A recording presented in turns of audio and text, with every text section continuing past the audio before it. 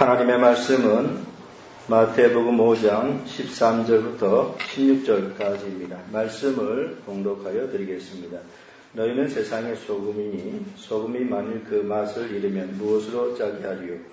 후에는 아무 쓸데 없어 다만 밖에 버리워 사람에게 밟힐 뿐이니라. 너희는 세상의 빛이라. 산 위에 있는 동네가 숨기우지 못할 것이요 사람이 등불을 껴서 말 아래 두지 아니하고 등경 위에 두나니 이러므로 집안 모든 사람에게 비치느니라. 이같이 너희 빛을 사람 앞에 비치게 하여 저희로 너희 착한 행실을 보고 하늘에 계신 너희 아버지께 영광을 돌리게 하라. 아멘. 예수님께서 산상수훈을 시작하시면서 곧바로 팔복에 대하여 말씀을 해 주셨고, 그 말씀을 그치시고 난 다음에 곧이어서 오늘 본문에서 그리스도인과 세상과의 관계에 대하여서 말씀해 주셨습니다. 오늘 본문은 그리스도인이 이 세상과의 관계에서 과연 어떠한 존재인지 하는 것을 말하고 있고, 또 그리스도인이 이 세상에서 어떻게 살아야 하는지를 가르쳐 주고 있습니다.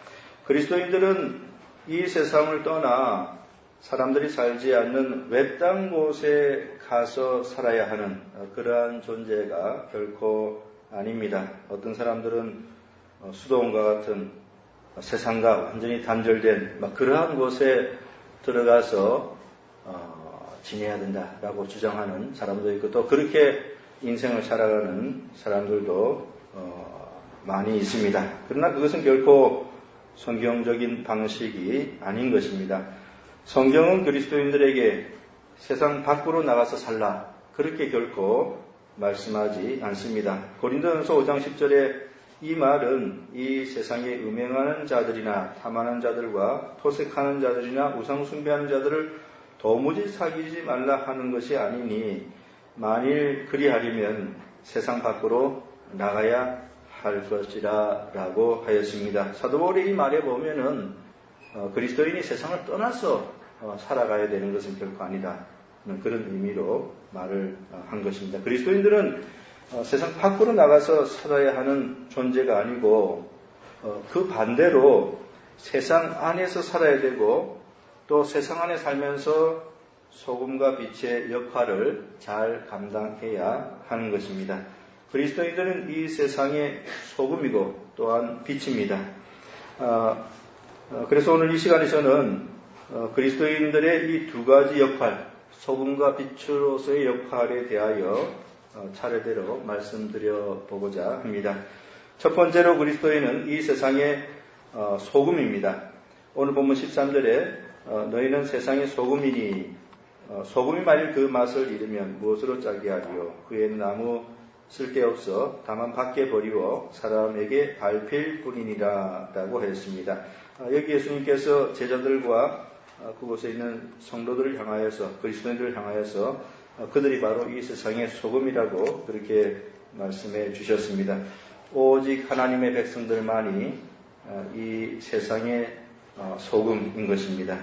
소금은 맛을 내거나 부패를 방지하는 기능을 가지고 있습니다. 소금은 두 가지 주요한 기능을 가지고 있죠. 하나는 맛을 내는 것이고, 또 다른 하나는 썩는 것을 방지해주는 그런 기능을 가지고 있습니다. 음식에 소금을 뿌리면은 맛이 나지요. 그러한 기능이 있습니다. 또 물고기를 잡아서 거기 소금을 뿌려 놓으면은 부패가 많이 억제됩니다. 또 그런 기능이 있습니다. 핸드릭스는 소금이 무엇인지에 대하여 다음과 같이 말하였습니다. 비록 소금이 흰빛을 띠고 있고 짠맛을 내어주며 보존하여 주는 힘을 가지고 있는 등 여러 가지 특징들을 지니고 있으며, 여기서 강조되고 있는 것은 특히 마지막 특성, 즉 부패를 방지하고 지연시켜주는 방부제로서의 소금의 기능일 것이다. 하지만 맛을 내주는 부차적인 기능도 역시 분명히 배제되고 있지는 않다. 그러니까 오늘 이 본문에서 예수님께서 그리스도인들을 하여금 세상의 소금이라고 그랬을 때에 먼저 우선적으로는 그 부패를 막아주는 방부제 역할을 하는 그 기능을 말씀하신 것이지만은, 그러나 맛을 내어주는 그 부차적인 기능도 여기에 내포되어 있는 것으로 이렇게 이해해야 한다고 핸드릭슨이 설명을 해 주었습니다. 소금은 방부제 역할을 하는 것입니다. 소금은 썩어져 가는 것을 방지해주는 그런 역할을 하는 것입니다. 예수님께서 그리스도인들을 향하여서 너희는 세상의 소금이니라고 그렇게 말씀을 하셨을 때에는 그것은 곧 이 세상은 아주 부패한 곳이라는 사실을 전제하고 있는 것입니다. 너희는 세상의 소금이니 이렇게 말씀하셨을 때는 이 세상이 어떠한 존재인가? 그것은 곧 아주 부패한 그런 곳이라는 것을 전제하고 말씀하신 것입니다.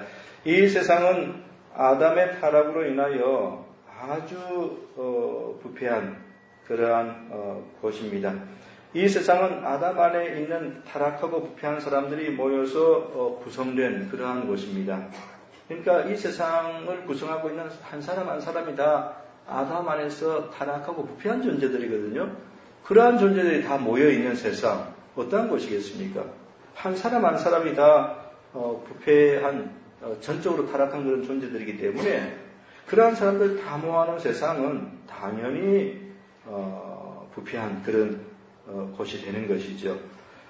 이 세상은 부패한 곳이 되지 않을 수가 없습니다. 그 속에 속한 개개인들이 다 타락하고 부패한 그런 존재들이기 때문인 것입니다. 로마서 1장에 나오는 사도 바울 당시의 세상 사람들의 모습을 한번 보시기 바랍니다. 23절에 그들은 우상 숭배를 하였습니다. 썩어지지 아니하는 하나님의 영광을 썩어질 사람과 금수와 버러지 형상의 우상으로 바뀌었느니라.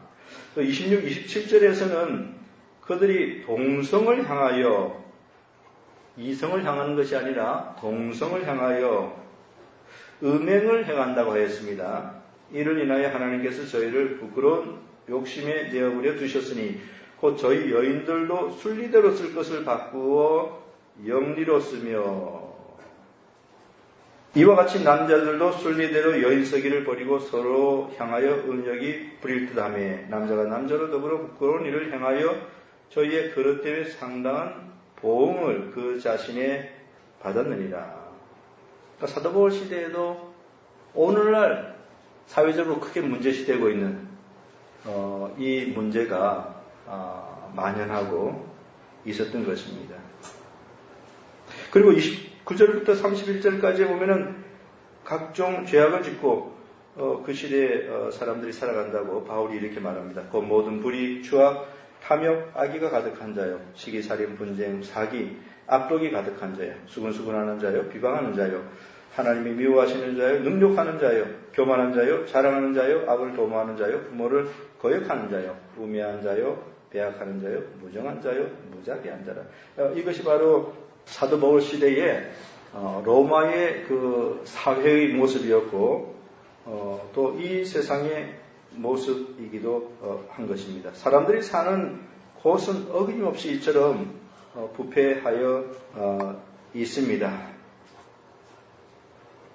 그리스도인들은 바로 이와 같이 부패한 세상에 소금의 역할을 감당함으로써 부패를 방지하는 것입니다. 그리스도인들은 두 가지 일을 행함으로 부패를 방지합니다. 첫째는 이 세상에 복음을 전하는 것이죠. 두 번째는 거룩한 삶을 보여주는 것입니다. 바로 이 두 가지 소금의 기능을 함으로써 이 세상의 부패를 방지합니다. 첫 번째로 그리스도인들은 부패한 세상에 복음을 전합니다. 그렇게 해서 소금의 역할을 감당합니다. 복음이 전파되어 죄인들이 회개하고 하나님께로 돌아오면 이 세상은 그만큼 부패가 억지되는 것입니다. 방지되는 것입니다. 세상에 있는 죄인들이 많이 돌아오면 돌아올수록 그만큼 부패가 더 억제되는 것이죠. 죄인들이 죄악을 버리고 거룩한 삶을 살게 되면은 그만큼 더 이 사회는 밝아지는 것 아니겠습니까? 이전에는 죄 가운데 추하고 더럽게 살았는데 그 사람이 회개하고 돌아와서 죄를 회개하고 이제는 깨끗하고 거룩한 삶을 살아간다. 그러면은 그들이 속해 있는 사회가 분명히 그들이 회개한 사람의 숫자만큼은 더 밝아지는 것입니다. 그리스도인들은 그렇게 복음을 전하는 방식으로 소금의 역할을 감당하는 것입니다. 바울이 에베소에 가서 복음을 전하였을 때에 많은 사람들이 예수 그리스도를 믿었습니다. 그래서 나타난 현상 중에 하나가 바로 그곳에 살던 많은 사람들이 마술책을 불살라 버렸던 것입니다. 사도행전 19장 19, 20절에 또 마술을 행하던 많은 사람이 그 책을 모아 가지고 와서 모든 사람 앞에서 불사르니 그 책값을 계산한 즉 은 5만이나 되더라 라고 하였습니다. 마술을 행하던 많은 사람이 그 마술책을 불태웠지요. 그런데 그 책값이 은 5만이나 된다고 하니 굉장한 그런 책값인 것입니다. 이것은 사도 바울이 에베소에 와서 복음을 전한 결과로 생겨난 현상인 것이지요. 바울이 복음을 전함으로 에베소 사회가 그만큼 더 밝아진 것입니다. 그리스도인들이 복음을 전함으로 그렇게 소금의 역할을 하는 것이죠. 두 번째로 그리스도인들이 거룩한 삶을 세상 사람들에게 보여줌으로 소금의 역할을 감당합니다. 베드로전서 2장 10절 11절에 사랑하는 자들아 나그네와 행인 같은 너희를 권하노니 영혼을 거스려 싸우는 육체의 정욕을 제하라. 너희가 이방인 중에서 행실을 선하게 가져 너희를 악행한다고 비방하는 자들로 하여금 너희 선한 일을 보고 공부하시는 날에 하나님께 영광을 돌리게 하려 함이라 라고 하였습니다. 너희 선한 일을 보고라고 하였습니다. 그리스도인들의 거룩한 행실이죠. 그리스도인들의 거룩한 행실은 세상 사람들에게 큰 도전을 줍니다. 그렇게 함으로 소금의 역할을 감당하게 되는 것입니다. 그런데 만약 그리스도인들이 소금의 역할을 제대로 감당하지 못하면 과연 어떻게 될까요? 그리스도인들이 이러한 소금의 역할을 제대로 감당하지 못하면은 어떻게 되는 것인가 하는 것입니다. 그리스도인이 그러니까 소금의 역할을 제대로 감당하지 못하는 그리스도인은 과연 어떻게 되는가 하는 그런 질문인 것입니다. 그것은 그러한 그리스도인들은 전혀 쓸모없는 자가 되고 마는 것입니다. 소금의 역할을 감당하는 그리스도인이 아니면은 쓸모없는 그리스도인인 것입니다. 둘 중에 하나인 것이죠. 오늘 본문 13절에 소금이 만일 그 맛을 잃으면 이라고 하였는데요. 이것은 소금의 불순물이 많이 섞여서 그 맛을 잃게 되는 것을 뜻하는 그런 의미인 것 같습니다. 그런 경우에는 소금으로서의 역할을 전혀 할 수 없습니다. 불순물이 섞이면은 짠맛이 제대로 나지 않지요. 그래서 맛을 잃어버린 소금의 경우에는 오늘 보면 13절에 보니까 후에는 아무 쓸데없어 다만 밖에 버리워 사람에게 밟힐 뿐이니라 라고 하였습니다. 짠맛을 잃어버린 소금은 아무런 쓸데가 없다고 그렇게 하였습니다. 누가복음 14장 34, 35절에도 같은 말씀이 있습니다. 거기에 보면 이렇게 되어 있습니다. 소금이 좋은 것이나 소금도 만일 그 맛을 잃었으면 무엇으로 짜게 하리요? 짠맛을 잃어버린 소금에 대해서 이야기를 하는 것입니다. 땅에도 걸음에도 쓸데없어 내어 버리느니라. 들을 귀가 있는 자는 들을지어다 하시니라 라고 하였습니다. 소금이 짠맛을 잃으면은 아무런 소용이 없게 되는 것입니다. 맛을 잃은 소금은 아무짝에도 사용할 수가 없습니다. 그래서 그냥 밖에 버리는 거죠. 그럼 사람들이 밟고 지나갈 것 아니겠습니까? 그처럼 맛을 잃은 그리스도인들도 아무런 쓸모없는 자가 되고 마는 것입니다. 칼빈은 이렇게 말하였습니다. 그리스도께서 사도들을 가리켜 세상의 소금이라고 부르는 것은 세상에 맛을 내게 하는 것이 이들의 사명이라는 뜻이다. 왜냐하면 그들이 하늘의 교훈이라는 소금으로 맛을 내기 전에는 인간들에게 아무런 향취가 있을 수 없기 때문이다. 그리고 일단 그들의 사명을 말씀하신 다음에 그리스도께서는 그들이 이 임무를 다하지 못할 경우 그들에게 떨어질 무겁고 엄청난 형벌을 선언하고 계신다. 여기 그 임무를 다하지 못할 경우, 즉 맛을 잃어본 그리스도인들을 말하고 있는 것인데요. 그들에게 무겁고 엄청난 형벌이 떨어진다고 그렇게 칼빈이 경고를 하고 있습니다. 그리스도인들이 복음을 전하지 않는다면은 그들이 이 세상에 무슨 소용이 있겠습니까?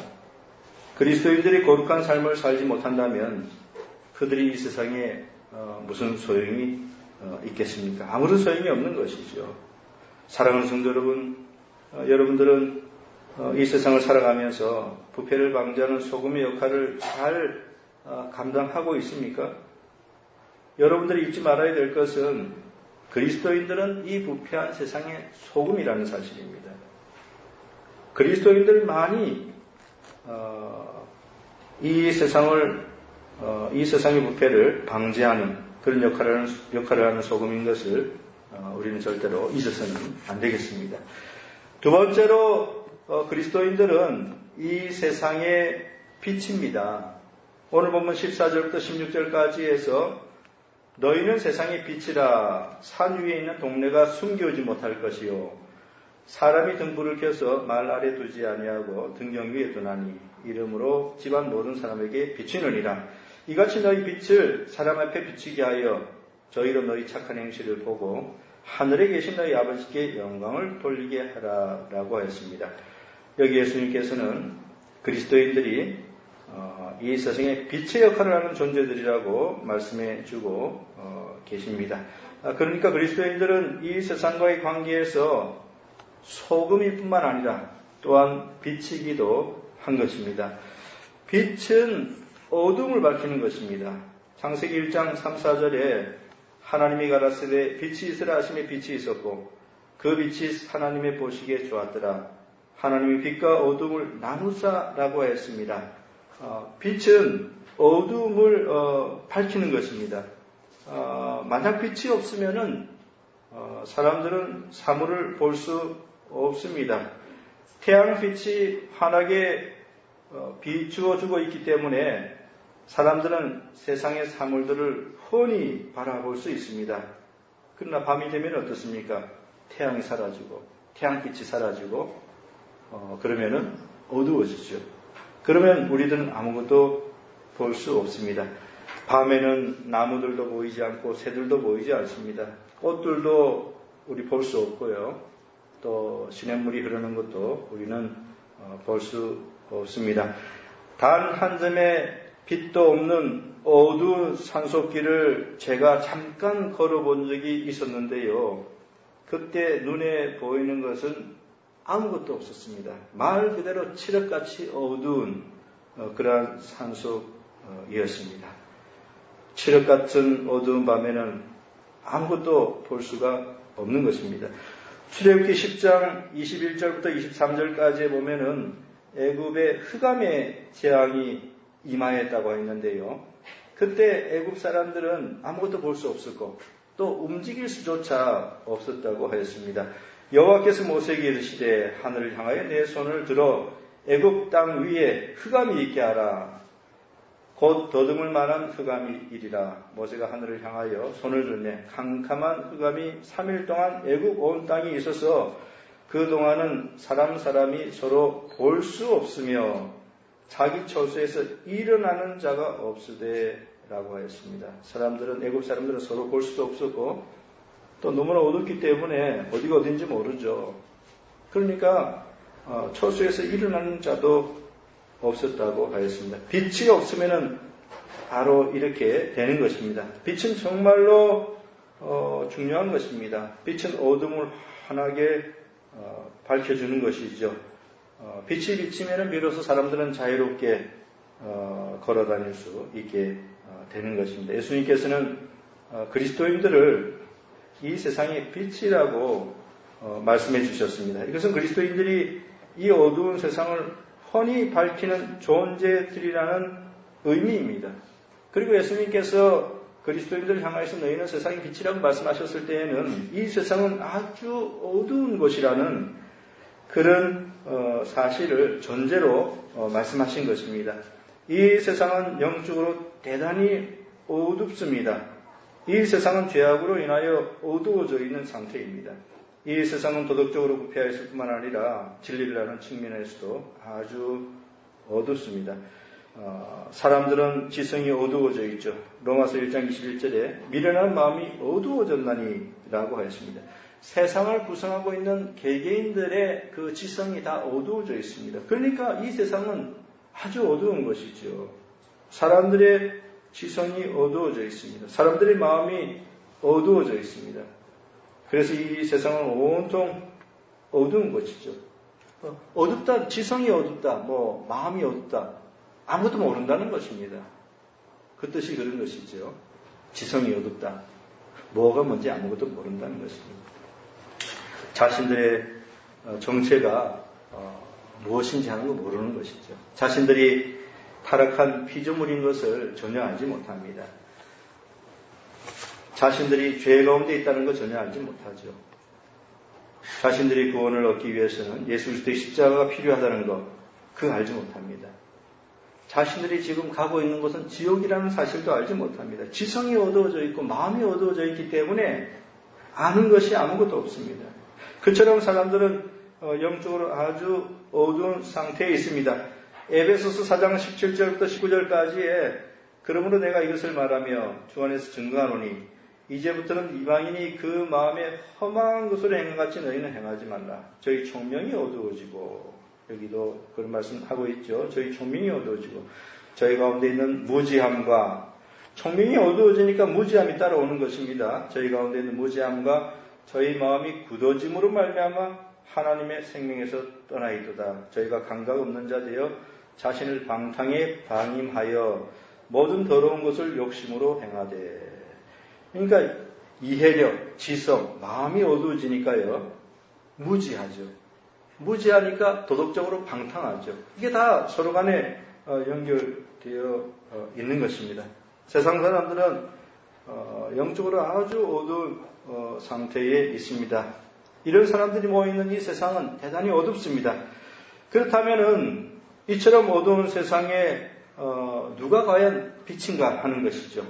그것은 예수님께서 말씀하신 바대로 그리스도인들입니다.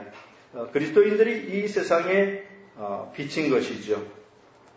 그리스도인들이 이 세상의 빛입니다. 그런데 그리스도인들이 스스로 빛을 내는 존재는 아니고요.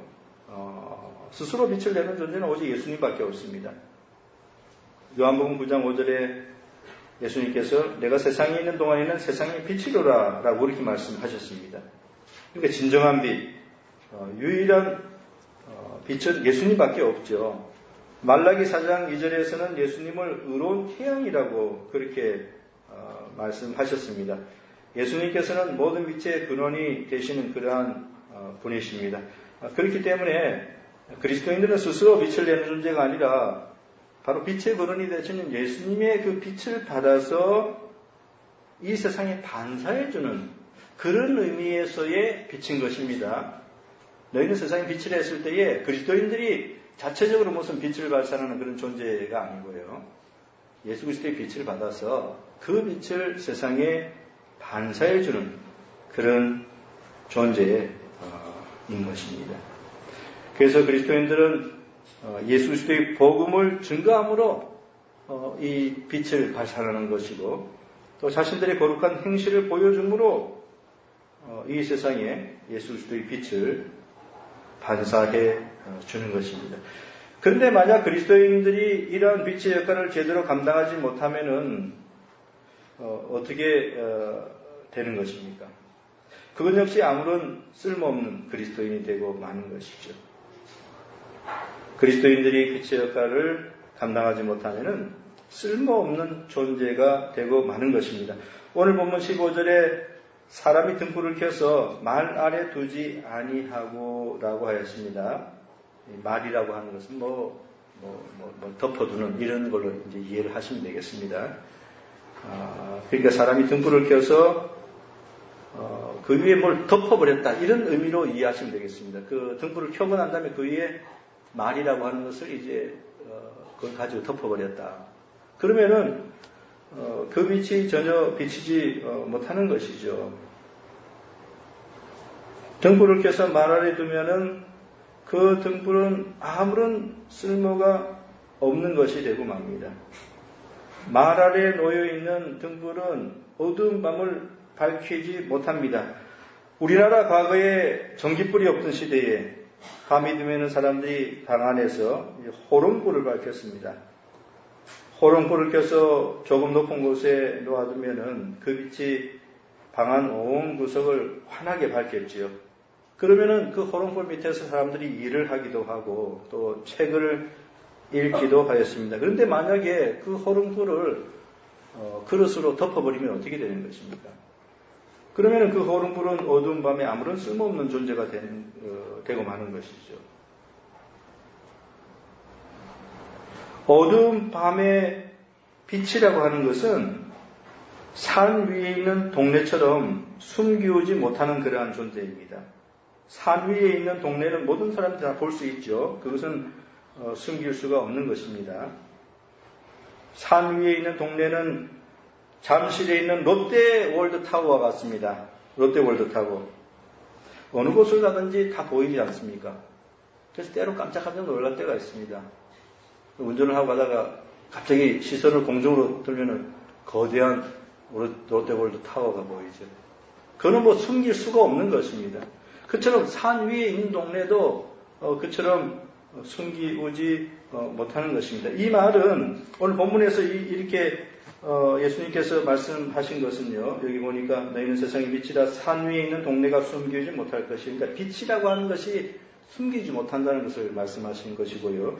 사람이 등불을 켜서 말 아래에 두지 아니하고 등경 위에 두나니 이름으로 집안 모든 사람에게 비치느니라 라고 했습니다. 이 말은 그리스도인들은 산 위에 있는 동네처럼 숨기울 수 없는 빛과 같은 그런 존재라는 것입니다. 그리스도인들은 이 세상의 빛이죠. 빛이 그것을 숨길 수 있습니까? 없죠. 그것은 다 드러나게 되어 있는 것입니다. 산 위에 있는 동네처럼.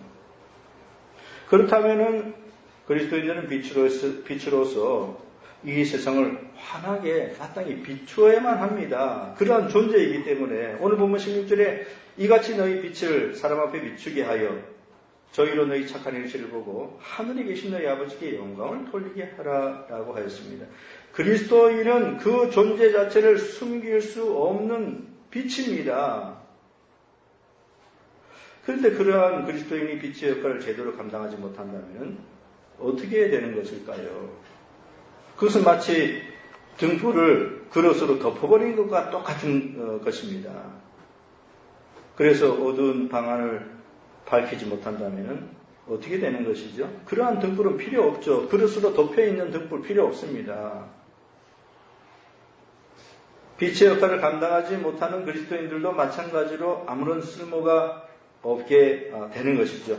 로이드 존스 목사님은 아무런 쓸모가 없는 그리스도인에 대하여 다음과 같이 말하였습니다. 우리 주님의 논증에 의하면 이것은 기독교인에 해당하는 진리입니다. 제가 이해하는 대로 하면 이것은 이름뿐인 기독교인보다 철저하게 무용지물인 것이 이 우주 속에 또 없다고 하겠습니다. 형식적 그리스도인들, 빛의 역할을 못하는 그리스도인이라는 그런 말씀이죠.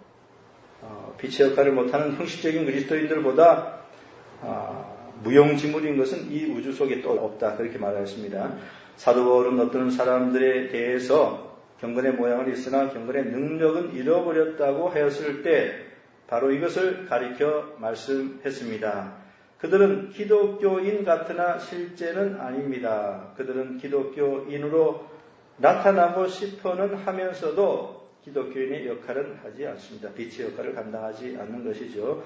말 아래에 숨겨진 빛을 상상해 보면 이 말씀의 뜻을 쉽게 이해하실 것입니다. 이런 사람들은 세상에서 가장 비참한 사람들이라 생각합니다. 우리 주님은 그들이야말로 세상에서 가장 쓸모없는 사람들이라고 말씀하십니다. 소금도 빛도 아니요. 이것도 저것도 아닙니다. 말하자면 세상에서도 교회에서도 던져버림 받은 사람입니다. 여기 로이조스 목사님이 잘 말을 해주었습니다. 그리스도인들이 빛의 역할을 감당하지 못한다면 또 소금의 역할을 감당하지 못한다면 그러한 자들은 세상에서도 전혀 필요가 없는 존재이고 쓸모없는 존재죠. 또 교회 안에서도 전혀 쓸모가 없는 그런 존재들이라고 하였습니다. 그리스도인들이 빛의 존재이기 때문에 반드시 사람에게 그 빛을 비춰야 되는 것이죠. 그래서 그들의 착한 행실을 보고 세상 사람들이 하나님께 영광을 돌릴 수 있도록 그렇게 해야 하는 것입니다. 이제 말씀을 맺도록 하겠습니다.